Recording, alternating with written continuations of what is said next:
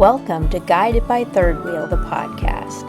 My name is Amber Ireland, and I'm here with my co-host, Joe Bucaro. Let's get started. Hey everybody, welcome back to Guided by Third Wheel.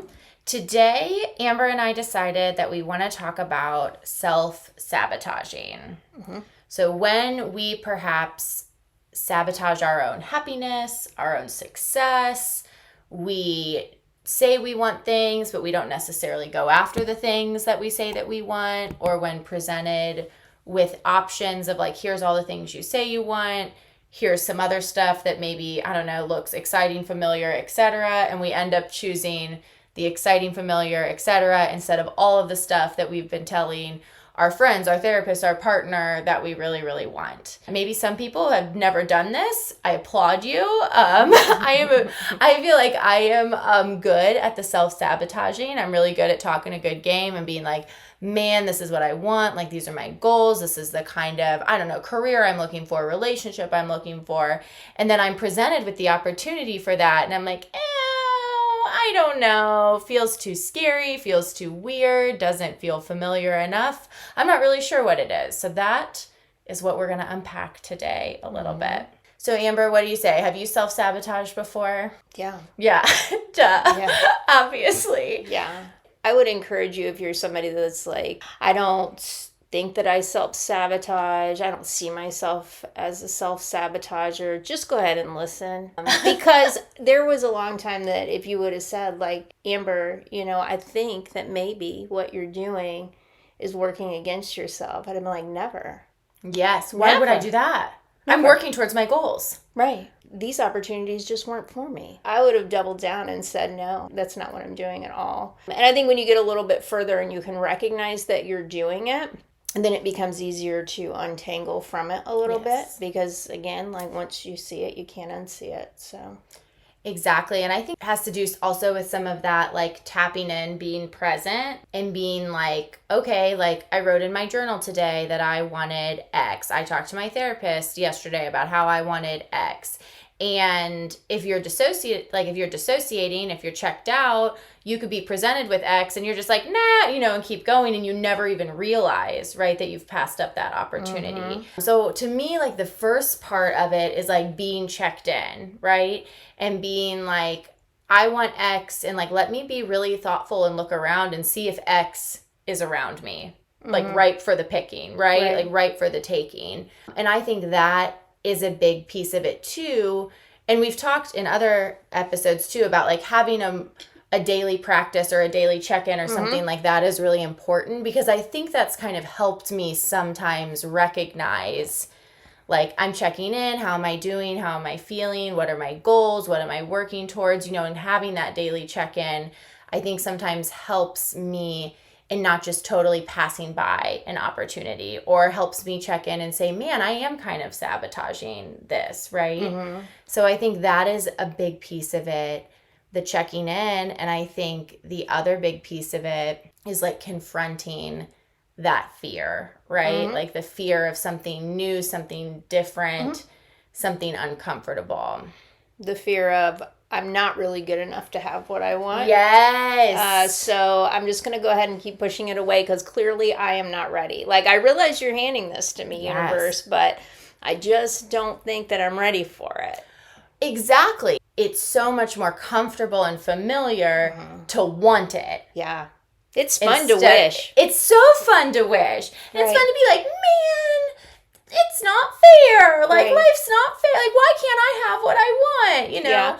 But I don't have it, so like no fucking pressure, right? And I don't have to live up to it. Yeah, because once you got it, there's a responsibility. What I've found is like I'll want things and they're presented and maybe I'll take them, right? Mm-hmm. And then I sit and I worry, like, what if I lose this? What if I lose this? What if I lose this? Instead of sitting in the space and saying like, if I got this, that means I can keep it. And also, if I lose it, I can get it again, right?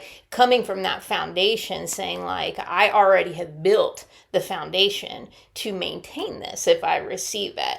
And that's back to that, like, I am good enough to have it, Yes. right? Because if I don't have the foundation that, like, I actually deserve this, I might even take it. And then I'll sabotage it and lose it so that I can have the self-fulfilling prophecy that I was never good enough in the first place to have it. Exactly. And there is so much comfort in the self-fulfilling prophecy, right? Because because then you can live into that narrative, you strengthen it. Now that we're talking about this, I think sometimes, yes, we self-sabotage to reinforce the false narratives. Mm-hmm.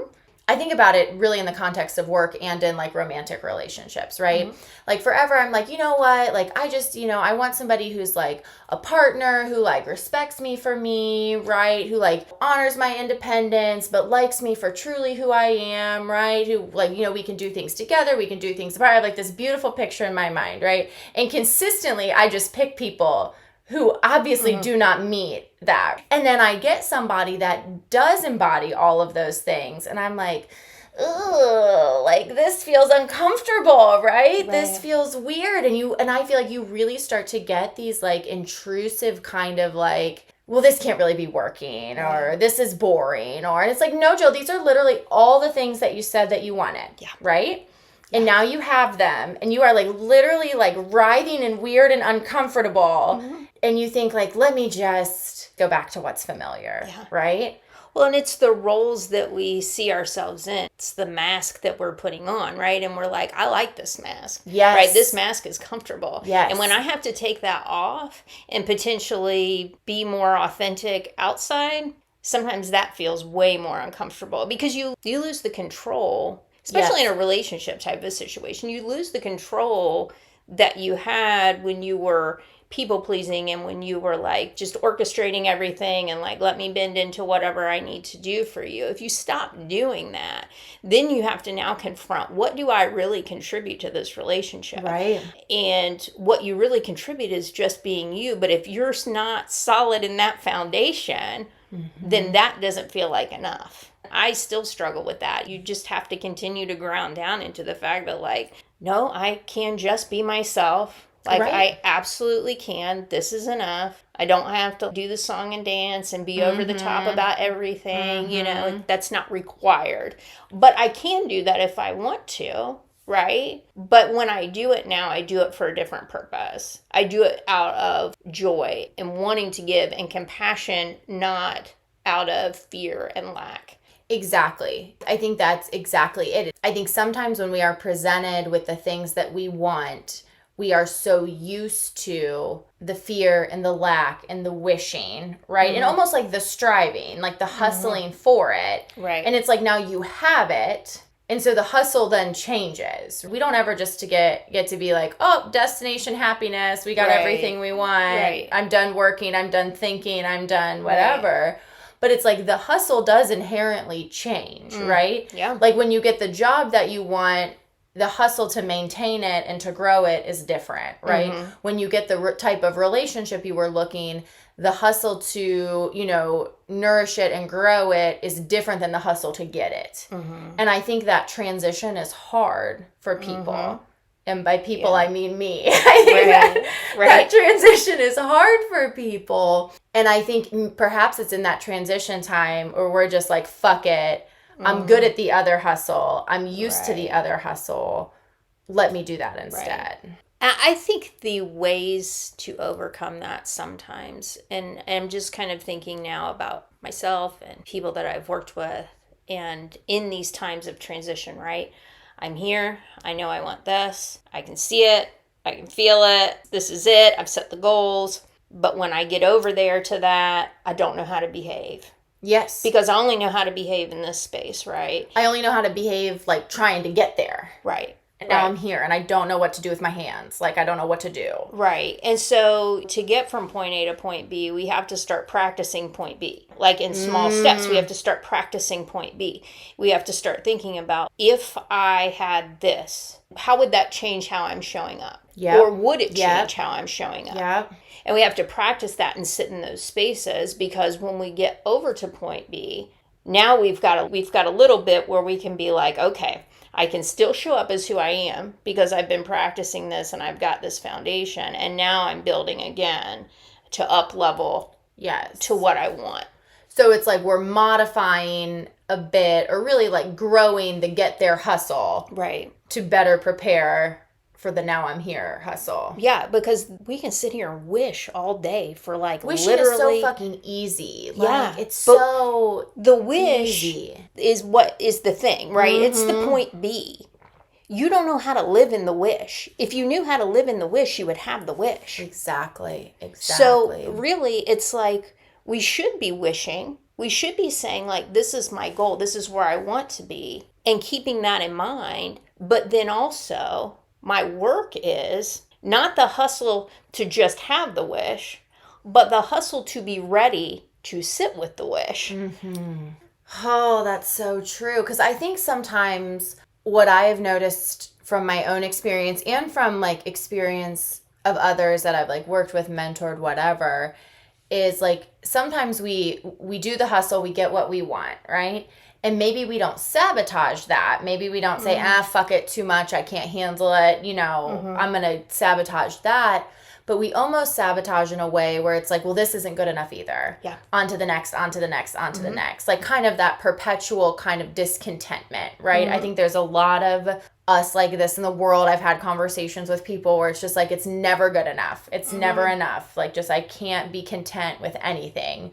You know, I have everything I wanted, but it's not good enough because I still need X, Y, and Z, right? And so in that space, if we're like, talking with the hustle analogy, it's like you're still not making the transition, right? You're just saying like, oh, this is a stepping stone to the real goal, right? You're prolonging the get there hustle as opposed to like embracing what we have. Right. Well, and you're looking for the external. Because a lot of times our dreams and our wish, they're external, right? Sure. We want an external manifestation of what we want, right? Money, I want some job, partner, friendship. Right. But I can't have that external manifestation if I don't make energetic space inside of myself to have it. Now, that doesn't mean that I might not be presented with it, but how am I going to sit with it and keep it? And let's say I get there, like you said, now I have this thing that I thought I wanted, right? And I'm like, well, this isn't good enough. Well, the reason it's not good enough is because there's still a hole that you're trying to fill with something external that you haven't filled yourself. You don't have the foundation yet. Right. And so that's why you're either going to say like, I am not even ready to receive this, so I will sabotage, or I'll take it, but I'll be like, it's not filling the hole, to your point. Right. So this must not be what I really wanted. What I really wanted is something else. And then you can stay in that space of lack and wish. Right. Yeah. It's just so hard. It is. It's so difficult because, like, part of it's, like, the living in the moment, right? Like, I think about it, so I can give an example, like, in the context of work. When I became a social worker, which was not even, 10 years ago, right? 10, 12 years ago. And I was like, one day, like, if the stars fucking align and all of my career dreams come true, I will be a social worker in a public defender's office. Like, I'm like, oh, if maybe by the time I hit like 55, right? And I get to do it when I'm 30. And not only do I get to do it, I get to grow a program and do it. And I get to manage that program. And I get to like go brag all over about how we do it.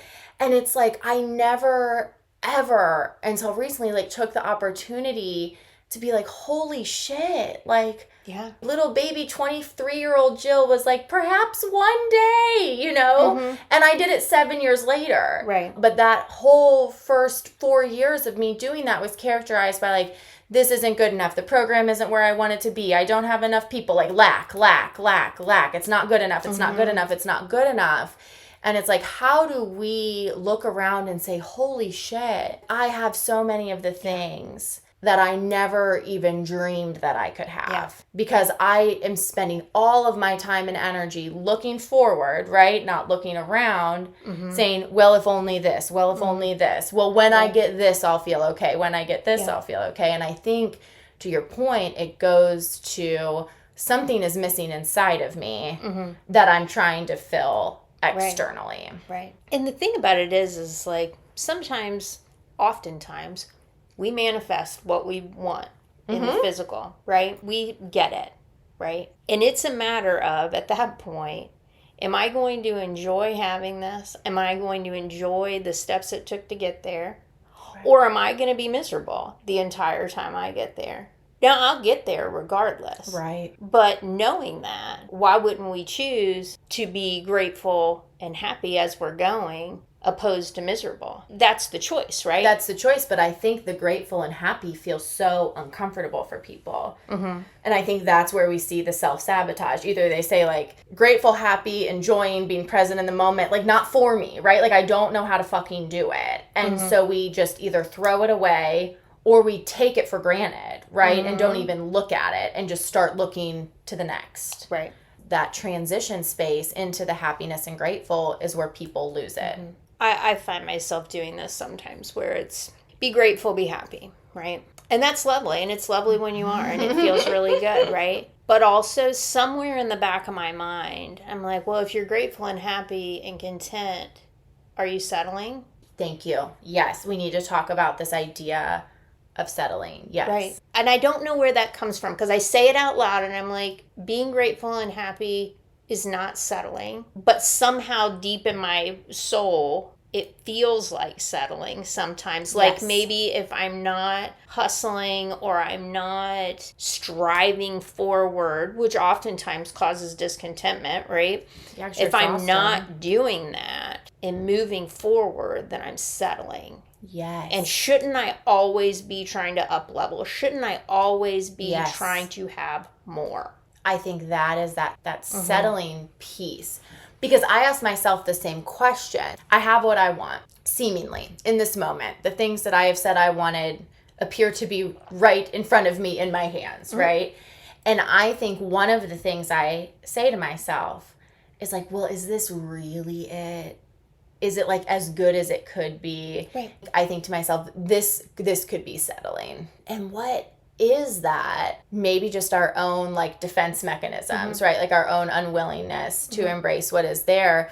But I do think there is a lot of chatter, you know, in the universe, particularly with women, around settling, right? Oh, yeah. Oh my God, I have been that bitch where I've looked at somebody and been like, is that really the best that they could do?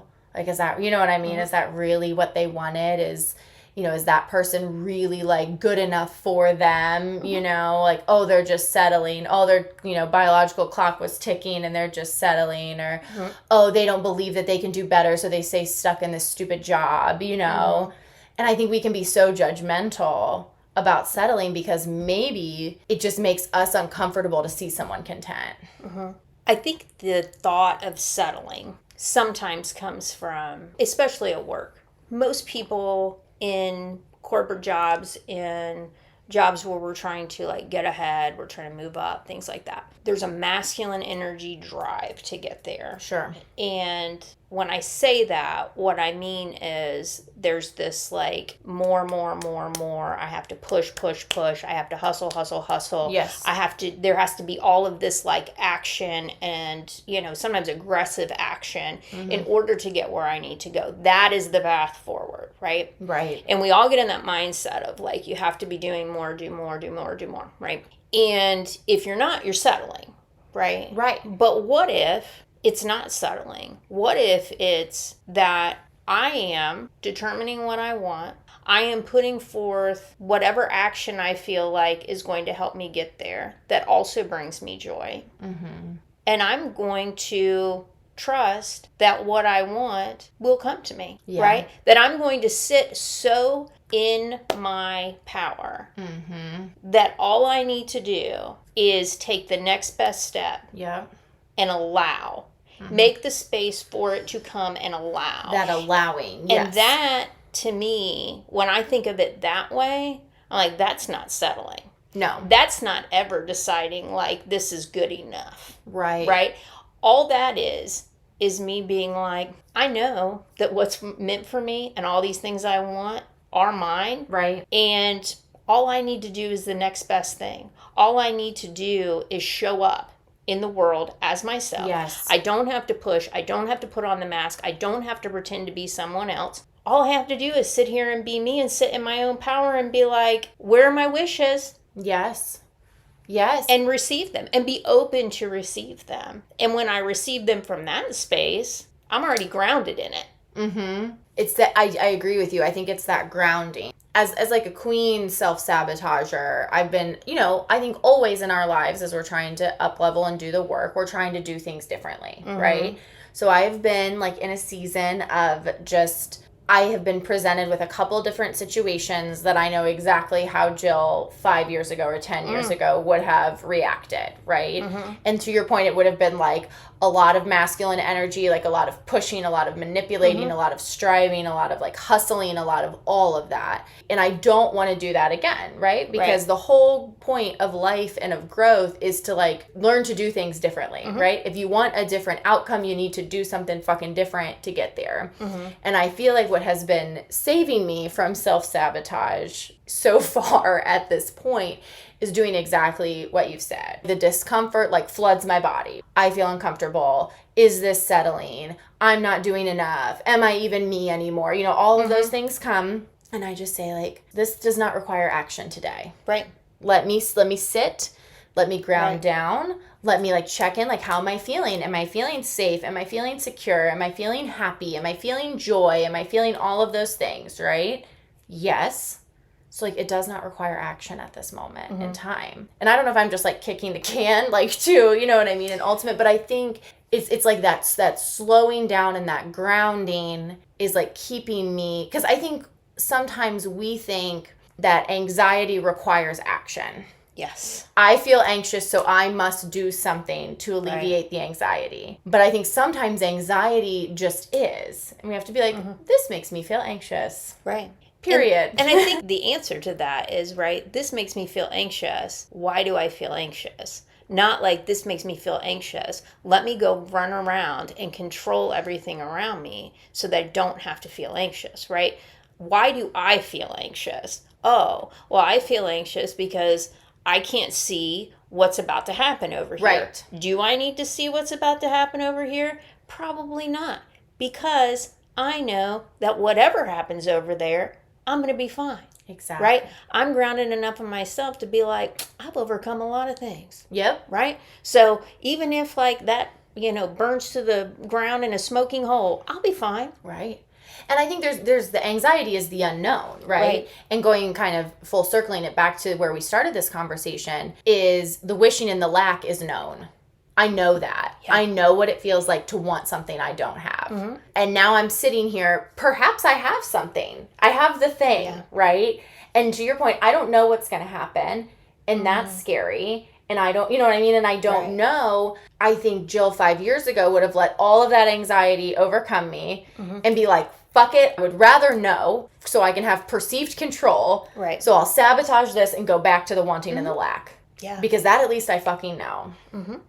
And I can be like, no, man, another one. You know what I mean? I know how to sit in that space. I know how to be there. Yeah. I know how to be there. To me, the only thing that is like working right now is just being like, here I sit. Yeah. Curious. Yeah. You know? When we talked about self-sabotaging and that like needing to take action, right? I think sometimes when you feel a compulsion to take action, if you're still working on really listening to what your intuition is telling you, what your body is telling you, what your soul, with the divine, whatever. When you're trying to listen to that voice, when you're still working on that, before you take action, take a deep breath and say, okay, why do I feel like I need to do this right now? Because I will say there are some times now in my life where it's like, I know I need to take action right now, but I know it's coming from a place of, this is the next step. Like, here is the next step that's being presented to you. Just do it. Right? But I think it's that action to alleviate discomfort. Right. Right? Like, I think you can have something good and, like, miss something else, right? Like, a person, right? Like, let's say, like, you are, like, dating someone new, but you miss somebody from your past, right? You can miss that person, and that is a feeling, and that is okay, but it doesn't require action. No. You don't need to tell them that you miss them. You don't need to say, like, oh, just because I miss them doesn't mean that this isn't working. You know, and I think about that in the context of work sometimes. We've talked about this, like, are you going to die on this hill, right? Like, I can be upset with something that happened at work. And that's when you have to ask yourself, am I just mad? Am I just disappointed in someone? Does this require action? Or is this just a feeling? Right. I wish someone would have told me that not every negative feeling does not require action. Right. That sometimes it's just meant to be felt, may be meant to be stored away, but it doesn't require action. Yeah. It doesn't require external action. It does require some internal action. I mean, maybe. Well, because I think at the very least you're going to take note of it. Yeah. Mm-hmm. Yeah. And that's the thing. Like, if you aren't recognizing that it's happening, if you aren't taking note of it, that's where you just like spring into action, right? Because you don't even realize what's happening, and you just are like out here doing. You know, again, like going back to, if these self-sabotaging behaviors are happening, there is something leading up to it. There are feelings leading up to it. So you're going to have to like dial back and get in there and be like, okay, what happened that led me to do this thing? Yes. What feeling of discomfort came up for me? And try to figure out how to navigate that the next time. Because that feeling of discomfort will continue to come up for you. It's probably like a core wound that you have. Well, and it's going to get louder and louder, which we've talked about before. The more you try to shove it down and ignore it, it's going to keep coming back, typically more dramatically. And we've talked, you're going to fight the same goddamn battle 18 times. Yes. Until you finally decide to like look at it, recognize it, work through it. Oh my gosh. It's just hard. Being a human is so fucking hard. It's hard. And it's like amazing when you start to realize these things and you start to pull away some of those layers, or even just like being able to see like, oh shit, that's why I've always done that. That's why, yes, absolutely. That's why I've always done it. And I think there is some joy in like being proud of yourself too, right? Like, Jill, you felt some anxiety and you didn't act a fucking fool this time around, right? Like, you stayed calm, like you remained calm. Like, there is some joy in that. But that's like life is hard when it's hard, and it's hard when it's fucking good too. It's just tough. Well, and that's, I think, goes back to like being present for the journey, right? Like, hard things are going to happen along the way, right? To get from point A to point B, there's going to be a lot of hard things. There's going to be some obstacles. There's things you have to feel. There are things that you have to give up, let go of, whatever. But along the way, even when those like hard things are happening, being able to be like, damn, I saw it this time. Yes, I saw it this time. I overcame it this time, instead of like letting it shove me back. Saying things like, man, Amber 3 years ago wouldn't have acted this way. Exactly. Being able to validate yourself and be like, I chose a different path.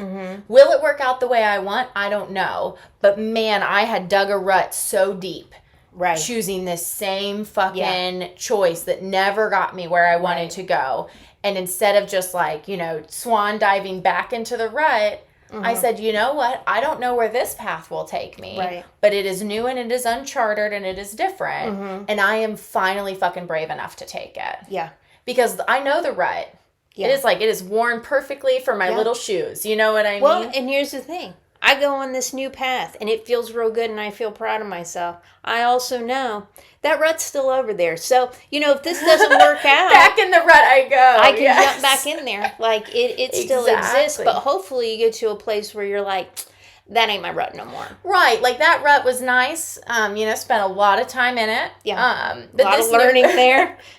Me and the rut, we go way back. But this new path feels better for me. Right. And I think when we grow that way, when we start to explore these new ways of being and these new ways of thinking, and we start to grow, it also gives us the ability that, you know, there are people on all different places on their ruts and their paths and their journeys, right? And so I feel like when I do my own work, I can show up for other people in a very different way. Yes. Like, I'm also super proud of that, because anytime that I can be like, hey, let me just give you a little nugget of wisdom that I've spent a lot of years like digging up. It took me a long time to get to this little guy. That feels really good. Not only that I have it, but that I can maybe plant a seed with somebody else to say like, hey, there's something else beside this.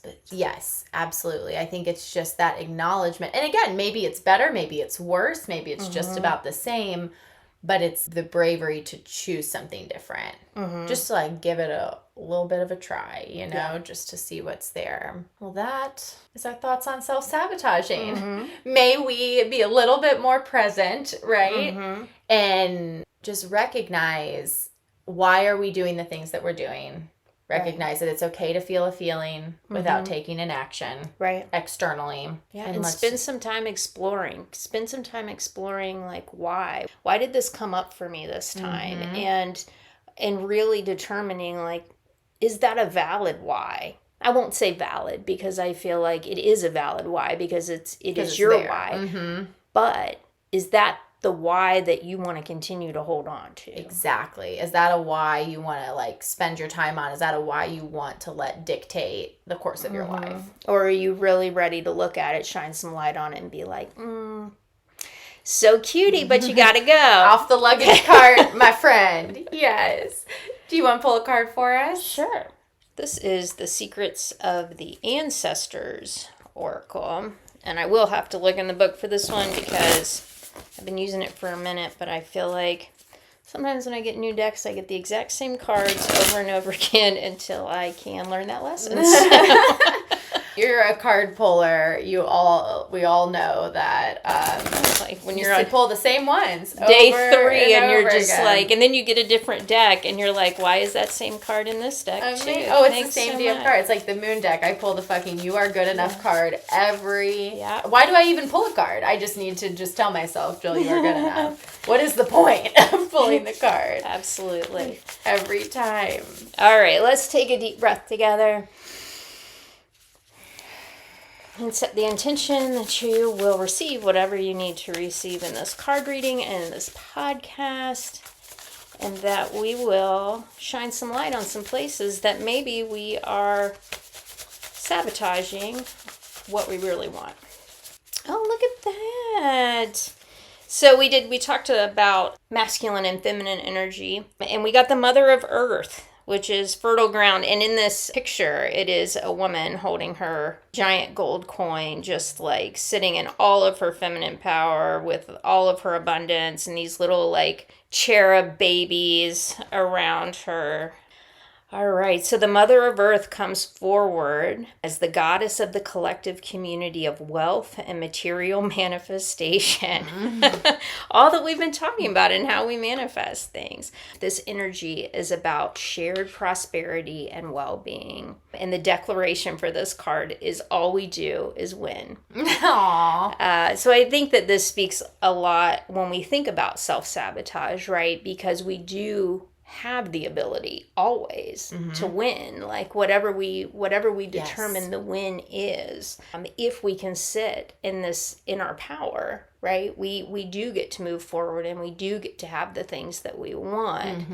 But on the other side of that, if I don't sit in my power, if I'm not willing to determine that I am worthy of this and set that solid foundation, it's going to be very hard for me to have what I want and to keep what I want, or for it to even feel fulfilling if I get it, right? Absolutely. Whew. All right, Mother of Earth. Yep. Everybody have a wonderful couple weeks, and we'll catch you next time. Bye. Thank you for listening to another episode of Guided by Third Wheel, the podcast. We would be honored if you would like, rate, and subscribe on your favorite podcast platform. Until next time, be well.